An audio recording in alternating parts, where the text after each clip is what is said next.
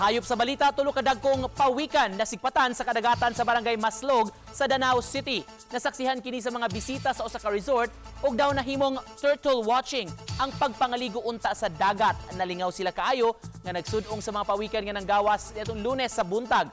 Gawas sa naanda nila nga pagpautaw-utaw, daw murag nalipay ang mga pawikan nga giabi-abihan og kilingaw gyud ang mga mananaway.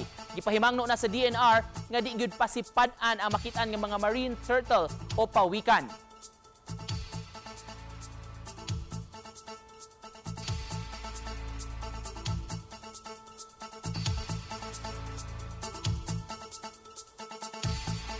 Samtang niya sunfish nga gi-rescue sa makawani sa Fishery, Coastal and Aquatic Resources Management Division sa Ormoc City Agriculture. Mato ni Irish Belmonte, ang section head, nabantayan sa mga tao sa Bagsakan Port sa Barangay Alegria nga may nag-utaw-utaw nga isda o gisawayan unta nila paghandos sa ilawom nga bahin sa dagat apan mukapakapag yun paingon sa mama. Sa ilang pagsusi ilang nabantayan nga may mga samad sa ikog sa maong isda.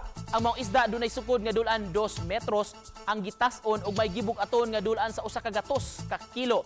Apan matod ni Belmonte nga ilang gihapon kining gipa-monitor.